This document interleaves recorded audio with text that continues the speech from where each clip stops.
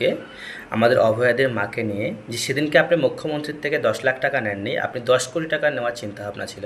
তো আপনার মেয়ের সঙ্গে যদি ভবিষ্যতে কখনো এই অন্যায়টা হয়, তাহলে আপনার মেয়ের ইজ্জত আপনি 10 কোটি টাকা বিক্রি করে দেবেন? আপনার মেয়ের ইজ্জতের দাম 10 কোটি টাকা? আচ্ছা আচ্ছা, আমাদের পশ্চিমবঙ্গের প্রত্যেকটা নারীর সম্মানের মূল্য কি 10 কোটি বা 10 লাখ টাকা দিয়ে বিক্রি করে দেওয়া যায়? আপনার সঙ্গে যদি এই অন্যায় হতো, তাহলে আপনার মা কত টাকা দিয়ে আপনার দাম দর করতো? কত টাকা আপনার রেট রাখতো? মায়ের কাছে জিজ্ঞাসা করুন তো, যে মা, আমার সঙ্গে যদি এরকম অন্যায় হতো, আমাকে যদি কেউ রাস্তায় রেপ করে ফেলে যেত, তাহলে আপনি কত টাকা দাবি করতেন? আর অষ্টমীগিরি, আপনাকেও আমি বলি, আপনার কিন্তু প্রচুর পোস্ট আমি দেখি, আপনি কিন্তু প্রচুর পরিমাণে প্রচুর অন্যায়ভাবে পোস্ট করেন।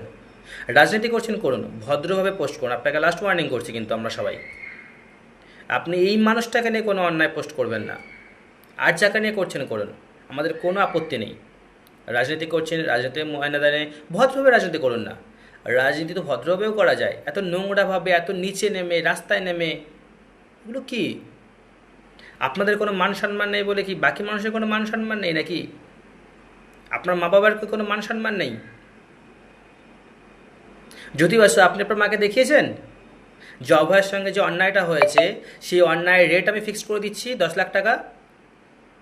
আমার রাজ্যের মুখ্যমন্ত্রী বলেছে 10 লাখ টাকা দিয়ে কেসটাকে সেটেল করে দিতে, আর আমি তার দালাল হয়েছি। 10 লাখ টাকা কেসটা সেটেলমেন্ট হয়নি বলে আমার এখন ইজ্জতে লাগছে, আমি তার দাম করে দিয়েছি 10 কোটি টাকা। আপনি আপনার মায়ের কাছে দরটা ফিক্সড করে যান, আপনার সঙ্গে রাস্তা যদি এরকম কোনো কেস হয়, তাহলে তার রেট কত হবে আপনার মায়ের কাছ থেকে জেনে পোস্ট করুন না একটু। সে 10 কোটি হোক বা 20 কোটি হোক, আপনার ইজ্জতের রেট কত? আর না হলে এটাও পোস্ট করে রাখুন, ভবিষ্যতে আপনার যদি মেয়ে হয় আর সেই মেয়ের সঙ্গে যদি কোনো অন্যায় করা হয় এই ধরনের, তার রেট কত টাকা ফিক্সড করবেন আপনি? 50 কোটি না 100 কোটি? একটু পোস্ট করুন না, আমাদেরও দেখতে ভালো লাগে বিষয়টা। তো বন্ধু, আপনাদের সবার কাছে অনুরোধ করছি, এই ধরনের মানসিকতা যারা মানুষ, তারা অবশ্যই টিএমসিরই হবে। পোস্টটা দেখুন কোন পেজ থেকে পোস্ট করেছে, বা তারা কোন রাজনৈতিক দলকে সাপোর্ট করে, আপনারা দেখুন। আর দয়া করে ভাবুন, এইসব রাজনৈতিক দলের মানুষদেরকে ভোট দেওয়া উচিত, এনাদেরকে জেতানো উচিত কিনা। আর আমার মনে হয় উচিত নয়, পরিবর্তন দরকার। এখন তো অবভিয়াসলি পরিবর্তন দরকার।